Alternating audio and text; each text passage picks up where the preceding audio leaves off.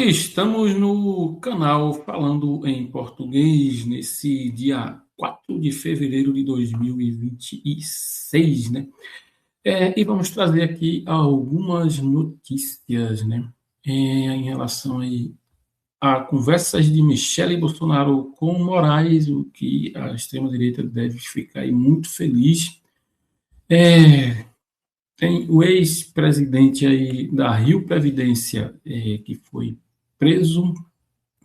Tem Bolsonaro e sua cúpula de golpista que pode perder as patentes de militares. E tem a PF prendendo golpista no Paraguai e CPI do INSS.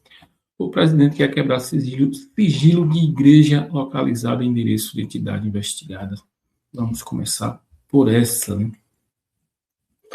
Senador Carlos Viana, do Podemos de Minas Gerais, presidente da CPI do INSS, protocolou nesta segunda-feira, dia 2, requerimento para quebrar o sigilo da Igreja Evangélica Pentecostal Ministério Visão de Deus. Ela foi apontada em reportagem do Metrópolis como pertencente a uma sócia da Associação dos Aposentados do Brasil, que é investigada no escândalo dos descontos indevidos ocorridos no âmbito do INSS. Estranhamente, no mesmo endereço onde está localizada a referida igreja, fundada por Lucineide dos Santos Oliveira, sócias da AB, supostamente funciona uma companhia pertencente a Samuel Crisóstomos do Bonfim Júnior, contador da Confederação Nacional dos Agricultores e Empreendedores Familiares, CONAFÉ, que é outra instituição envolvida nas fraudes, afirma Viana ao justificar o pedido de quebra de sigilo. A AAB é uma das associações alvo de abertura de processo da Controladoria Geral da União por suspeitas de envolvimento com fraudes de descontos a aposentados e pensionistas do INSS. Né? A Damares Alves já havia denunciado aí pastores, né, e igrejas em relação às fraudes do INSS. Né? Nós estamos identificando igrejas nos esquemas de fraudes aos aposentados. E quando se fala de um grande pastor, vem a comunidade. Não fale, não diga, não investigue, porque os fiéis vão ficar muito tristes, disse a senadora. Os fiéis vão ficar tristes, porque o cara vai ser investigado. Será que os fiéis não ficam tristes porque o cara está aí desviando dinheiro de aposentados? A tristeza é seletiva. A Damares denunciou, mas a gente ainda sabe quem é a Damares. Conhecemos a Damares aí dos verões passados, né? Mas, enfim, é preciso investigar todos e todas, né? Foi um grande alarde no início, era o irmão de Lula, era não sei quem, aí era um grande alarde, a imprensa fazia de tudo isso. Agora, chegou nas igrejas aí ligada à extrema-direita brasileira, né? Vamos ver aí quais são os alardes que será feito aí a partir dessas denúncias, né? Vamos pedir aí, comenta, compartilha, se gostar da joinha, se não gostar do joinha, se for do seu interesse, faz sua inscrição aqui no canal, falando em português. E aqui a Polícia Federal prendeu mais um golpista, né? Polícia Federal prende condenado pelo 8 de janeiro, que estava foragido no Paraguai. A prisão foi concluída na Ponte da Amizade, em Foz do Iguaçu. A Polícia Federal prendeu nesta terça-feira um homem condenado pelo Supremo Tribunal Federal pelos atos golpistas do 8 de janeiro de 2023. Segundo a corporação, o condenado foi entregue à PF pelas autoridades do Paraguai. A prisão foi concluída na Ponte da Amizade, em Foz do Iguaçu. Segundo a PF, os agentes do país vizinho localizaram o preso após compartilhamento de informações por parte da Polícia Federal que davam conta do seu paradeiro. Após exame de corpo de delito, o preso ficará à disposição da Justiça. Segundo o último balanço do STF, divulgado em outubro do ano passado, 638 pessoas foram julgadas e condenadas pelos crimes cometidos no 8 de janeiro e outras 552 pessoas que tiveram menor participação na tentativa de golpe fizeram acordo com o Ministério Público para evitar ações penais, né?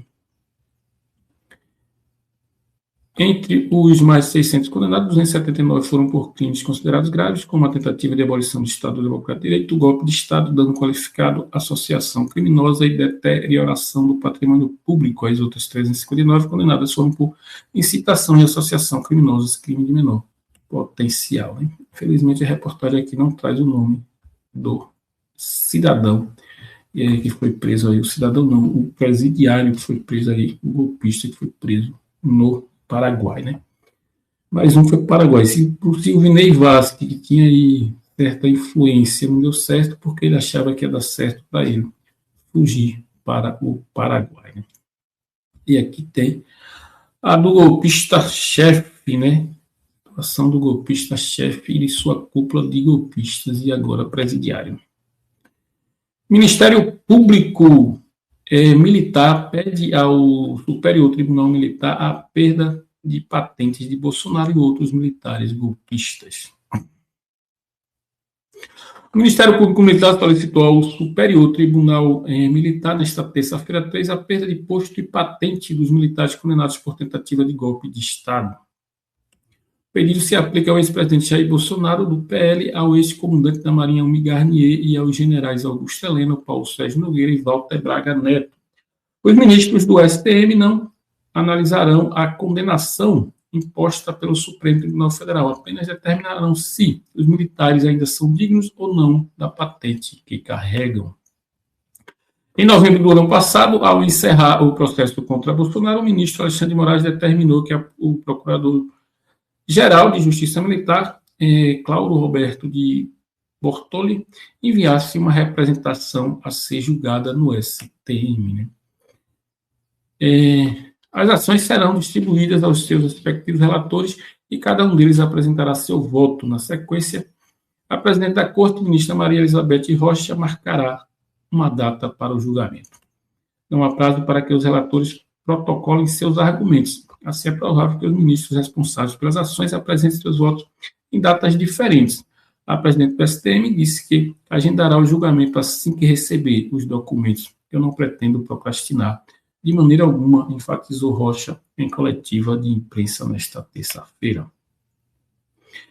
Os Almir Garnier, Bolsonaro, Sérgio Nogueira, Heleno, Walter Braga Neto, eles podem perder a patente por serem indignos a elas, né? Mais do que indigno, né? Um sujeito que é do Exército Brasileiro, da Marinha, e tenta um golpe de Estado, ele não pode ser digno de ser representante das forças que deveriam defender o país e não tentar colocar o país em caos total, né? Que o golpe de Estado é transportar o país em caos. Mas, enfim, vamos aguardar aí o que dirá o STM, né? O Superior Tribunal Militar, que os golpistas na época chamavam de Supremo Tribunal Militar, que ia resolver todos os problemas deles. Vai resolver agora os problemas, colocando aí esses golpistas agora presidiários e, além de presidiários, sem as patentes. E sem as patentes, eles podem, inclusive, acabar na papuda, né? Eles podem parar na papuda, porque deixaram de ser militares, porque motivo ficaram presos em quartéis e deixaram de ser militares. Vamos aguardar aí e esperamos que seja em breve, né, que esses golpistas presidiários vão parar na papuda, né?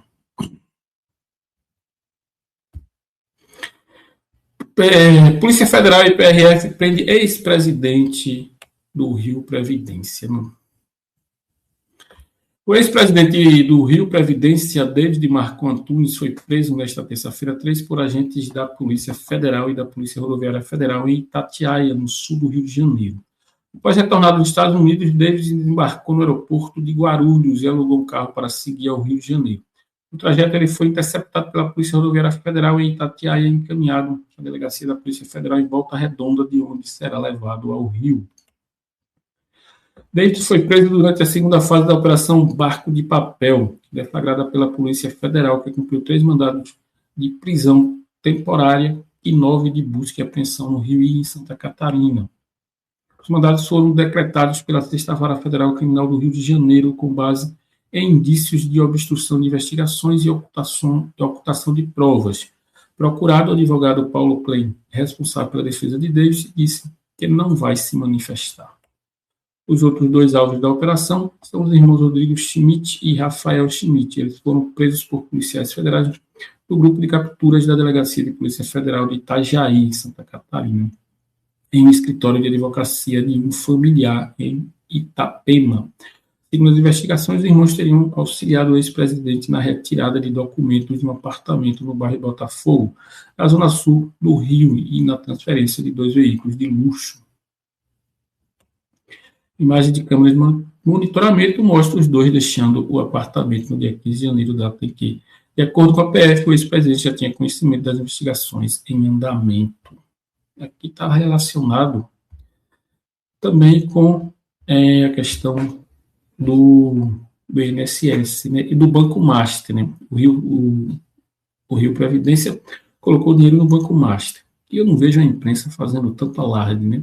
A Rio Previdência está sob a responsabilidade de Cláudio Castro, governador do Rio de Janeiro, de extrema-direita. Eles queriam colocar a culpa no presidente Lula. Mas o Vorcaro, né, doava dinheiro para a campanha do Tarcísio, do Cláudio Castro, fazia negócio com a Rio Previdência, e o problema estava com o presidente Lula, não está com o Cláudio Castro. Cláudio Castro tem nada a ver com isso. O problema é do presidente da Rio Previdência. Se qualquer sujeito do governo Lula cometer alguma irregularidade, a culpa é de Lula. Mas, no caso da extrema-direita, não. O problema é o presidente do Rio, da Rio Previdência, Cláudio Castro, tem nada a ver, vai se afastar e vai ser senador da República. É assim que age a imprensa da extrema-direita brasileira, ou da direita e da extrema-direita também no Brasil. E no Brasil, se alguma coisa der errado, Lula é o responsável até por jogar raio em manifestante. Né? É assim que funciona o Brasil. Tudo que der errado, a culpa é de Lula. Se for com outros, a culpa é de cada um indivíduo. É assim que funciona o Brasil, né? E aí tem a Michele, né? Após conversa com Moraes, Michele atua com Valdemar da Costa Neto por trégua contra a STF. Após conversa com o ministro Alexandre de Moraes, com muita humildade, sem arrogância nem bravata, Michele Bolsonaro, do PL, tem atuado com o presidente do PL, Valdemar da Costa Neto, para impor uma trégua nos ataques bolsonaristas ao Supremo Tribunal Federal. A estratégia, segundo o jornal O Globo, em vez de confrontar, é sensibilizar a corte, focando o discurso nas condições de saúde do ex-presidente. Segundo interlocutores da ex-primeira-dama, com a medida, Michele busca se recolocar na disputa eleitoral contra o enteado, Flávio Bolsonaro, ungido pelo pai como pré-candidato à presidência do clã. Com o marido em prisão domiciliar, Michele acredita que pode ter maior interferência nas decisões dele e trabalhar para uma chapa em que seria vice de Tarcísio Gomes de Freitas, republicanos, que ainda segue como preferido dos setores do Centrão, na Faria Lima e na mídia liberal. Além de Flávio, a nova estratégia contrapõe outro enteado, o deputado caçado Eduardo Bolsonaro, que nesta segunda-feira, dia 2, voltou a propagar reportagens contra Moraes, compartilhando matéria de sites de metrópoles que dizia que a mídia Trump, empresa que pertence a Donald Trump, teria associado o ministro ao caso Master em ações nos Estados Unidos. Por outro lado, a estratégia casa com a dramatização feita por Carlos Bolsonaro nas redes sociais, também nesta segunda-feira. O filho 02 voltou a vitimizar o pai, dizendo que o que recebi hoje é mais uma vez alarmante, seu quadro só piora a cada dia. A apatia se aprofunda de forma acelerada e visível. O que estão fazendo com um homem inocente não é fruto do acaso. Há método, há intenção. Estão passo a passo alcançando exatamente o resultado que desejam, impor o presidente Jair Bolsonaro. Até onde pode chegar a maldade humana? Até que ponto irão, sem freios morais, sem limites legais, sem qualquer resquício de humanidade, diz aí o sujeito que é filho de Jair Messias Bolsonaro, que gritava aos quatro cantos direitos humanos para esterco da humanidade. A questão da Michele Bolsonaro está aí conversando com Alexandre de Moraes e articulando com Valdemar da Costa Neto uma saída humanitária, como eles dizem. Humanitária para Bolsonaro é complicado, né? Mas humanitária para Bolsonaro. E a pergunta é onde virão os ataques contra a ex-terceira-dama do Brasil, né? Da própria extrema-direita, né? Os extremistas, bolsonaristas extremistas não vão aceitar esse tipo de conversa da Michele Bolsonaro com o ministro Alexandre de Moraes, o inimigo mortal dessa extrema-direita brasileira, né? E ainda tem o Nicolas Ferreira, né? O Nicolas Ferreira, que atacou o padre, disse que o padre precisava de intelecto ou de Bíblia, né? Nicolas Ferreira disse isso do padre, porque o padre defendeu realmente a religião cristã, né? Defendeu o que Cristo pregou. E aí ele veio com essa. Né? Mas, ao mesmo tempo, o Nicolas Ferreira votou contra o gás para os mais pobres, né? O tijão de gás para os mais pobres. O Nicolas Ferreira votou contrário a isso. Né?